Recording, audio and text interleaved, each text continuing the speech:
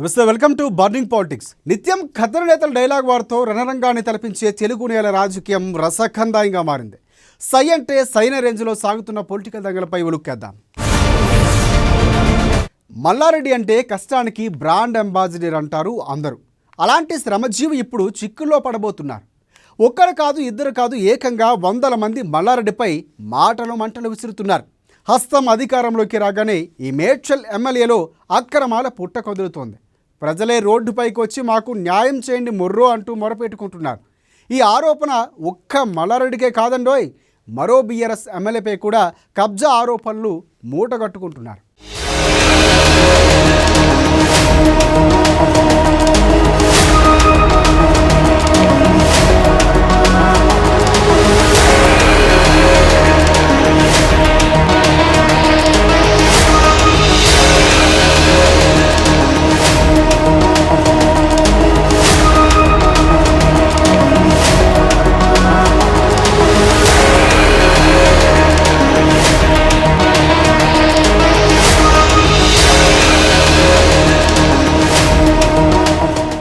మల్లారెడ్డిపై భగ్గుమంటున్న బాధితులు. న్యాయం కోసం ఒక్కొక్కరుగా రోడ్డుపైకి జనాలు. తమ భూములను కబ్జా చేశారని ఆరోపణలు. ప్రజావాణికి ర్యాలీగా మల్లారెడ్డి బాధితులు. సర్కార్ ఆదుకోవాలని కోరుతున్న ప్రజలు. బాధితుల ధర్నాలతో ఉక్కిరి బిక్కిరవుతున్న మల్లారెడ్డి.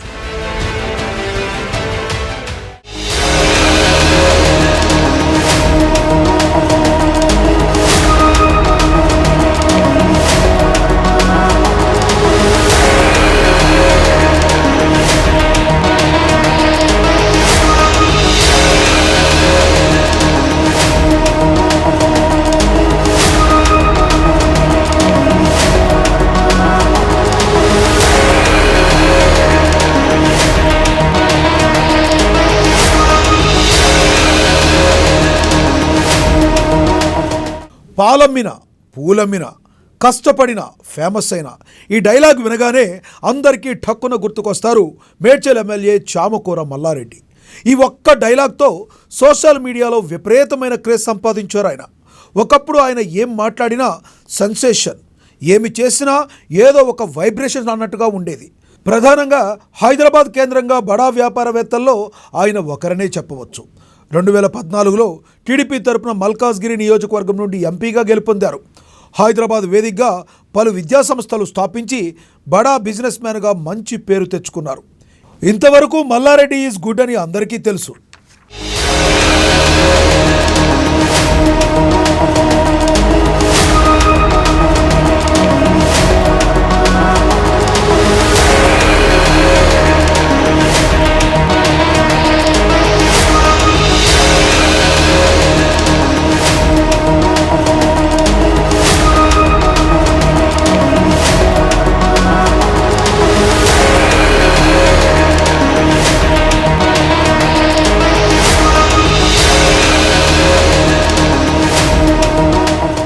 బీఆర్ఎస్ అధికారంలో ఉండగా ఈ మేడ్చల్ ఎమ్మెల్యే భూలీలలు అస్సలు బయటకు వచ్చేవి కావు. ఇప్పుడు హస్తం అధికారంలోకి రావడంతో తెలంగాణలో ప్రజాప్రతినిధుల భూభాగోతాలు ఒక్కొక్కటిగా వెలుగులోకి వస్తున్నాయి. పలువురు ప్రజాప్రతినిధులు అధికార అంగబలాన్ని అడ్డుపెట్టుకుని తన భూములు లాక్కుంటున్నారంటూ బాధితులు గోడు వెళ్లబోసుకుంటూ ముందుకొస్తున్నారు. తాజాగా మాజీ మంత్రి మల్లారెడ్డి తమ భూములు కబ్జా చేశారని ప్రజావాణిలో తమ సమస్య చెప్పుకునేందుకు వచ్చారు. మేడ్చల్ జిల్లా గుండ్లపోచమ్మపల్లికి చెందిన దాదాపు 600 మంది బాధితులు పెద్ద ఎత్తున తరలివచ్చారు. మల్లారెడ్డిపై తక్షణ చర్యలు తీసుకోవాలంటూ ముఖ్యమంత్రి కార్యాలయంలో మొరపెట్టుకున్నారు.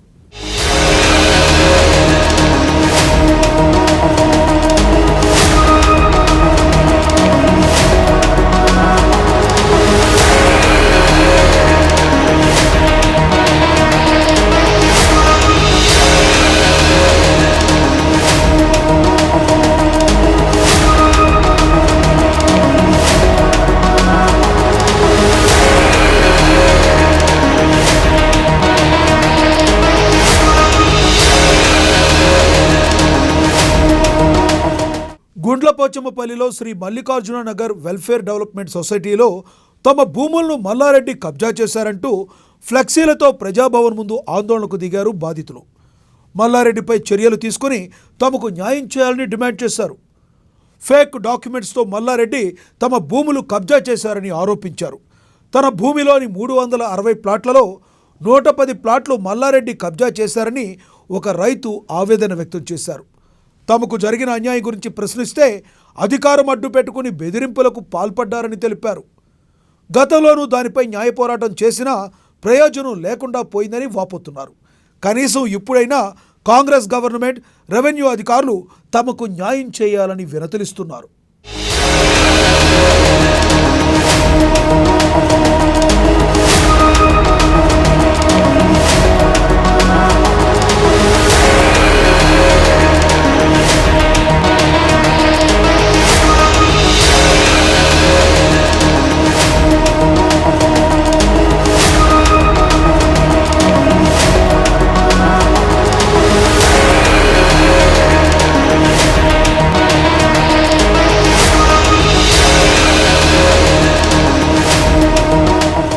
మరోవైపు బీఆర్ఎస్ ఎమ్మెల్యే దానం నాగేందర్ తమ భూములు కబ్జా చేశారని బేగంపేట బస్తీ వాసులు ప్రజాభవన్ వద్ద ఆందోళన చేపట్టారు.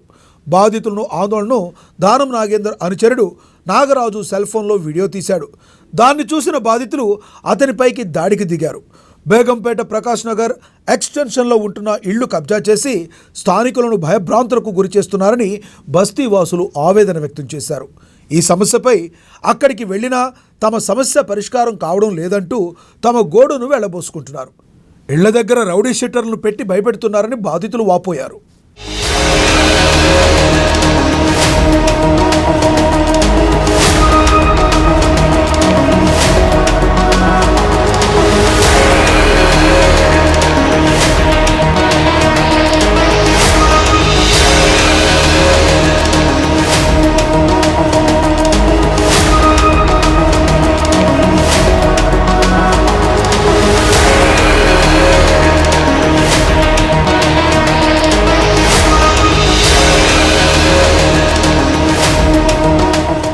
మొత్తంగా కొత్త ప్రభుత్వం కొలువుదీరాక మొదలుపెట్టిన ప్రజావాణి కార్యక్రమానికి పెద్ద ఎత్తున వినతిపత్రాలు వస్తున్నాయి. అందులో భూ వివాదాలే ఎక్కువ సంఖ్యలో ఉంటున్నాయి. ఈ భూములు కబ్జాలు చేసింది మాత్రం బీఆర్ఎస్ లీడర్లేనని ప్రజాభవన్కు ర్యాలీగా రావడం గమనార్హం. మరి ఈ ఆరోపణలపై కాంగ్రెస్ గవర్నమెంట్ ఎలా ముందుకు వెళుతుందో చూడాలి. మరి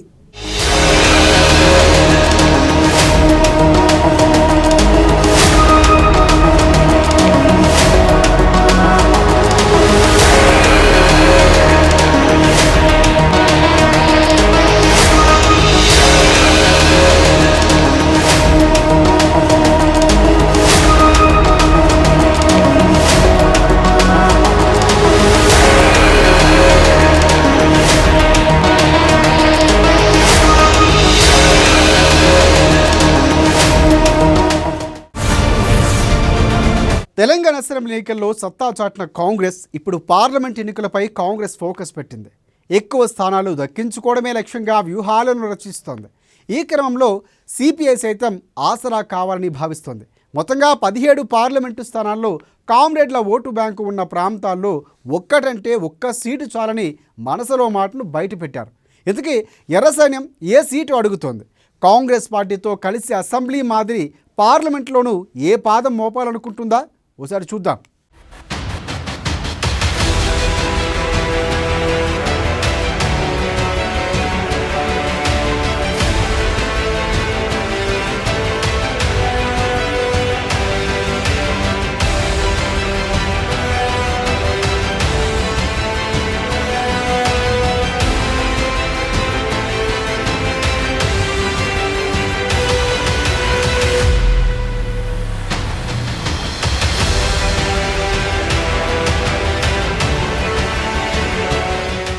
పార్లమెంట్ ఎన్నికలపై ప్రధాన పార్టీల ఫోకస్.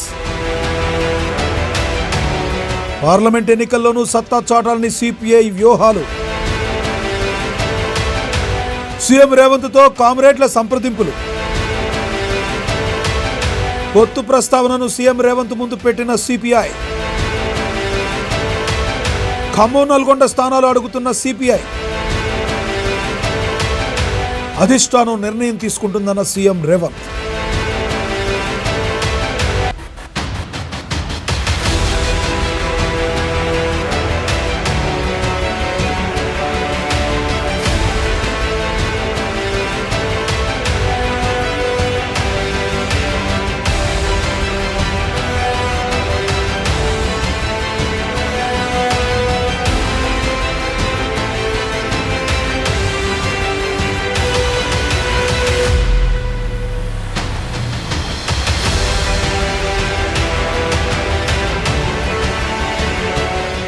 తెలంగాణ అసెంబ్లీ ఎన్నికలు ముగిసి నయా సర్కార్ పాలన పట్టాలెక్కింది.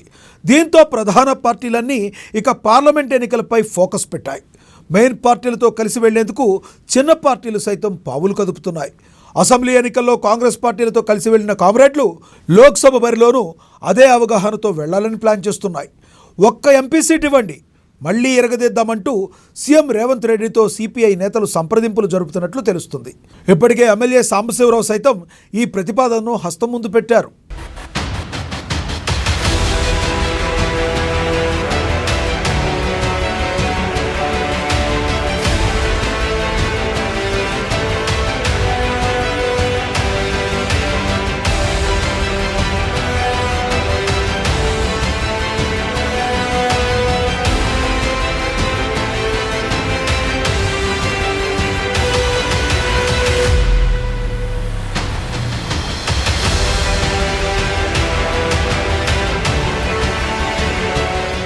ఇక కలిసొచ్చిన కాలాన్ని అందిపుచ్చుకోవాలన్న చందంగా కామ్రేడ్లు కథం తొక్కుతున్నారు.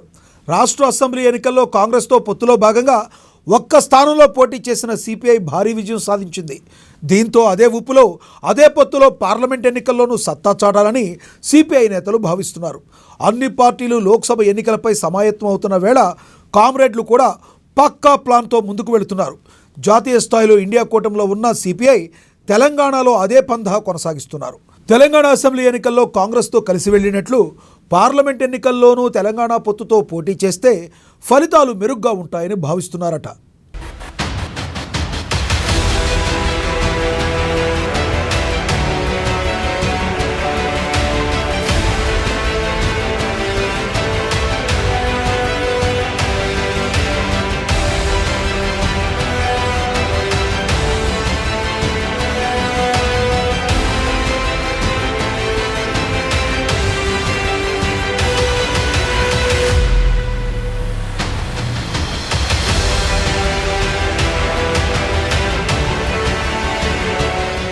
అందులో భాగంగానే లోక్సభ ఎలక్షన్స్లోనూ కాంగ్రెస్తో కలిసి వెళ్లాలని అనుకుంటున్నామని గతంలోనే సిపిఐ జాతీయ కార్యదర్శి నారాయణ చెప్పారు. అదే అంశాన్ని సిపిఐ నేతలంతా కలిసి తెలంగాణ ముఖ్యమంత్రి రేవంత్ రెడ్డిని సచివాలయంలో కలిసి చెప్పారట.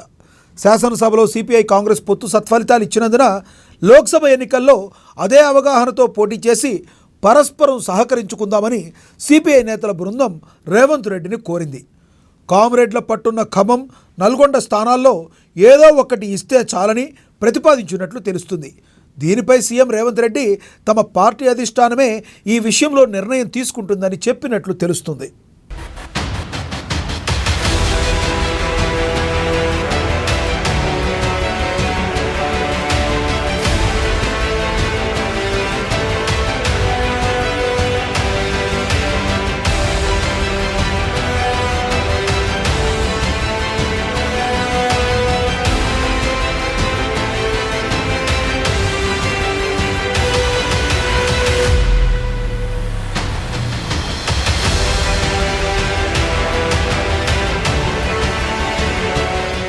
ఇక సిపిఐ ఉమ్మడి నల్గొండ, ఖమ్మం జిల్లాల్లో తమ ప్రాబల్యాన్ని చాటింది. దీంతో ఆయా జిల్లాలలోనే లోక్సభ స్థానాల్లో తమకు అవకాశం ఇస్తే కాంగ్రెస్ అవగాహనతో గెలిచి తీరుతామని కామ్రేడ్లు చెబుతున్నారు. ఖమ్మం లోక్సభ స్థానం నుంచి గతంలో పోటీ చేసిన సిపిఐ జాతీయ కార్యదర్శి నారాయణ మరోసారి ఆ సీట్ను ఆశిస్తున్నట్లు తెలుస్తుంది. ఖమ్మం లోక్సభ స్థానం సిపిఐకి కేటాయించి గెలిచేందుకు సహకరించాలని కాంగ్రెస్కు సిపిఐ నేతల బృందం విన్నవించింది. అది కుదరకపోతే నల్గొండ స్థానమైనా ఇవ్వాలని కోరినట్లు తెలుస్తుంది. 2014లో ఖమ్మం నుంచి పోటీ చేసి ఓడిపోయిన నారాయణ కాంగ్రెస్ కమ్యూనిస్టుల పొత్తుతో ఈసారి గట్టెక్కొచ్చని భావిస్తున్నారు.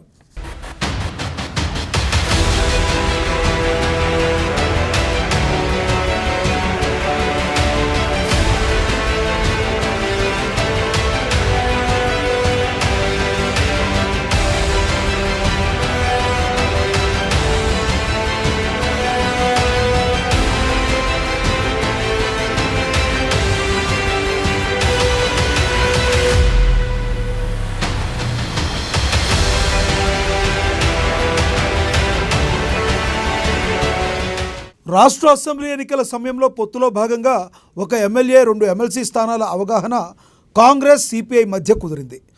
ఇప్పుడు 2 ఎమ్మెల్సీ స్థానాలు కేటాయించడంతో పాటు లోక్సభ ఎన్నికల్లో కలిసి పోటీ చేద్దామంటూ కాంగ్రెస్ ముందు కమ్యూనిస్టులు ప్రతిపాదన ఉంచారు. కాంగ్రెస్ అధిష్టానం మరి సిపిఐకి ఒక లోక్సభ స్థానం రాష్ట్రంలో కేటాయిస్తుందో లేదో వేచి చూడాలి. ఏది ఏమైనా కాంగ్రెస్ మాత్రం కామ్రేడ్లను వదులుకోదని తెలుస్తుంది.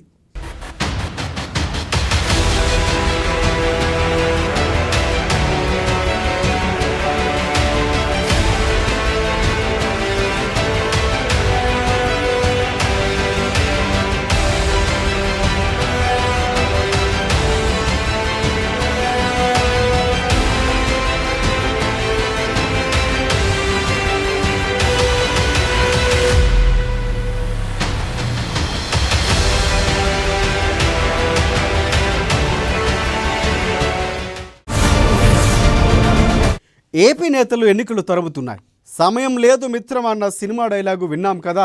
ఇప్పుడు ఏపీ రాజకీయ పార్టీలో ఇదే పరిస్థితి నెలకొంది. వీలైనంత త్వరగా గెలుపు గుర్రాలు సిద్ధం చేసుకోవాలన్న ఆతృత అధికార విపక్ష పార్టీలో కనిపిస్తుంది. ముఖ్యంగా ఈ విషయంలో అధికార పార్టీ ఒక అడుగు ముందే ఉంది. వైసీపీలో అభ్యర్థుల ఎంపిక శరవేగంగా జరుగుతోంది. ఇప్పటికే 2 దఫాలుగా కసరత్తులు చేస్తున్న వైసీపీ బాస్ 3వ జాబితాపై మరింత కఠినంగా కసరత్తు చేస్తున్నట్లుగా తెలుస్తోంది.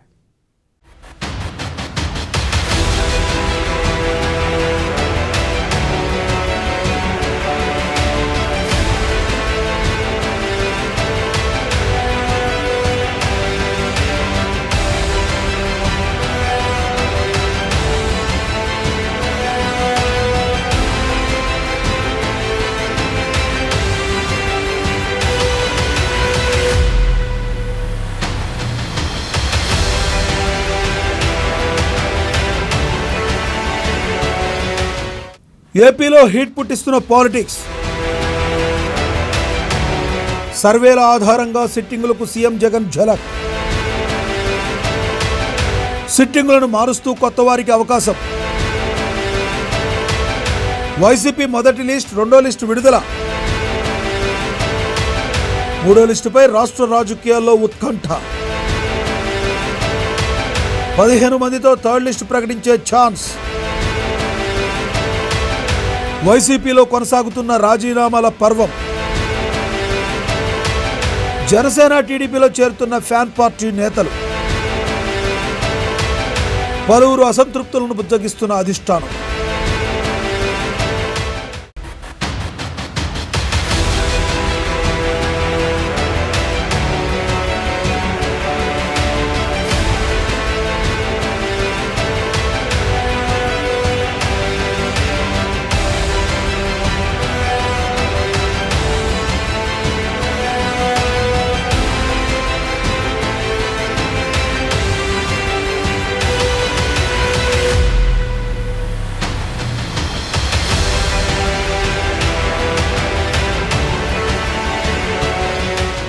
మరికొన్ని నెలల్లో ఆంధ్రప్రదేశ్లో అసెంబ్లీ ఎన్నికలు జరగనున్నాయి. ఎన్నికలు దగ్గర పట్టడంతో అక్కడ అన్ని రాజకీయ పార్టీలు గెలిపే లక్ష్యంగా వ్యూహాలు రచిస్తున్నాయి. మరోసారి అధికారం చేజిక్కించుకోవాలని వైసీపీ పార్టీ సర్వేల ఆధారంగా గెలవలేని సిట్టింగ్ ఎమ్మెల్యేలకు టికెట్ కట్ చేస్తుంది. సిట్టింగ్ ఎమ్మెల్యేల స్థానాల్లో కొత్త వారికి ఛాన్స్ ఇస్తుంది. ఇప్పటికే పలు స్థానాల్లో కొత్త ఇన్ఛార్జీలు నియమిస్తూ 2వ లిస్టును వైసీపీ విడుదల చేస్తుంది. ఈ తరుణంలో సీఎంఓ కార్యాలయానికి నేతలు క్యూ కడుతున్నారు.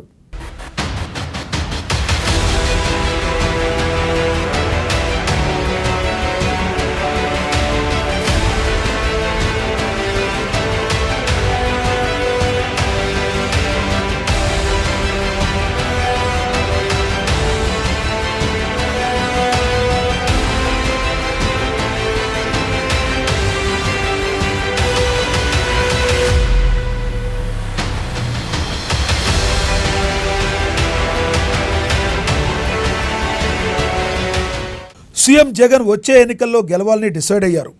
అధికారం కోల్పోవద్దనే ఆలోచనతో గెలిచే అవకాశం లేని సిట్టింగ్ ఎమ్మెల్యేలను మారుస్తూ కొత్త వారికి అవకాశం కల్పిస్తున్నారు జగన్.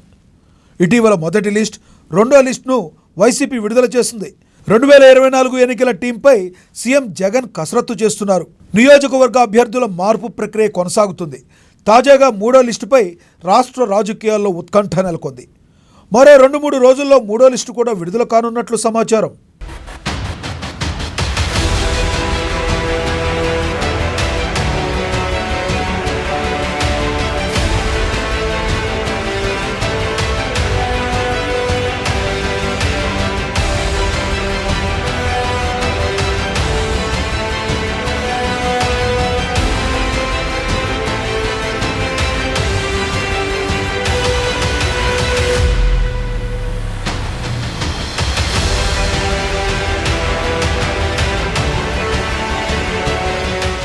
అభ్యర్థుల ప్రకటన నేపథ్యంలో సీఎం జగన్ నివాసం ఉంటున్న తాడేపల్లి క్యాంప్ ఆఫీస్కు ఎమ్మెల్యేలు క్యూ కడుతున్నారు.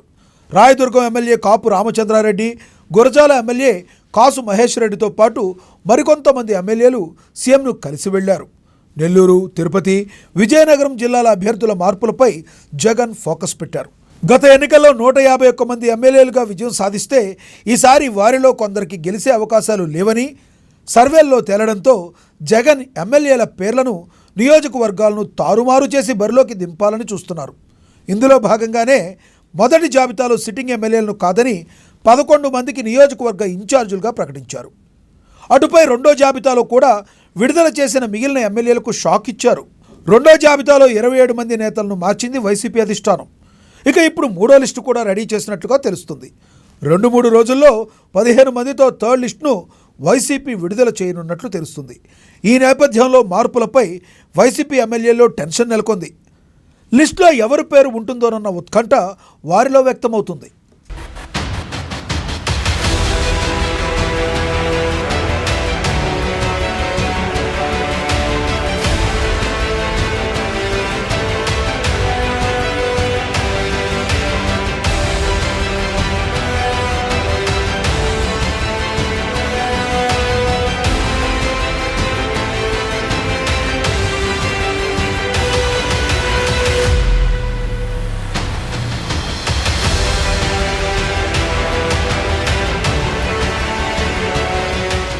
మరోవైపు వైసీపీలో రాజీనామాల పర్వం ఇంకా కొనసాగుతూనే ఉంది.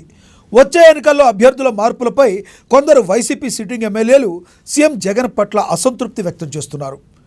ఇప్పటికే టికెట్ దక్కని వారు, దక్కే అవకాశం లేని కొందరు నేతలు వైసీపీకి రాజీనామా చేసి జనసేన, టీడీపీలో చేరిపోయారు. మరికొందరు ఏర్పాట్లు చేసుకుంటున్నారు. అయితే మొదటి లిస్టు రాగానే కొందరు, రెండో లిస్టులో పేర్లు లేని మరికొందరు నేతలు వైసీపీకి రాజీనామా చేసి వేరే పార్టీల్లో చేరారు. అయితే ఇప్పుడు మూడో లిస్టు వస్తున్న నేపథ్యంలో ఎవరికి టికెట్ వస్తుందని ఉత్కంఠ నెలకొనగా, ఎవరు పార్టీకి రాజీనామా చేస్తారు అనే దానిపై కూడా రాష్ట్ర రాజకీయాల్లో చర్చ జరుగుతుంది.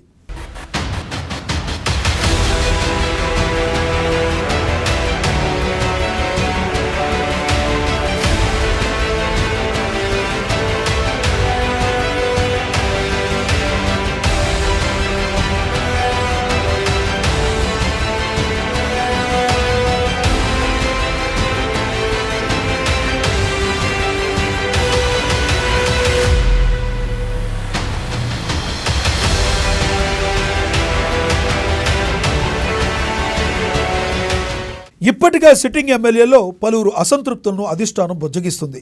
వారికి ఏదో విధంగా పదవులు కట్టబెడతామని హామీలు ఇస్తుంది. రెండోసారి అధికారంలోకి రావాలని జగన్ ఇస్తున్న ధైర్యంతో నియోజకవర్గాల్లో మార్చిన సిట్టింగ్ ఎమ్మెల్యేలు కూడా ఇప్పుడు పోటీకి సై అంటున్నారు. మరి థర్డ్ లిస్ట్ విషయంపై క్లారిటీ రావాలంటే మరికొన్ని రోజులు వేచి చూడాల్సిందే.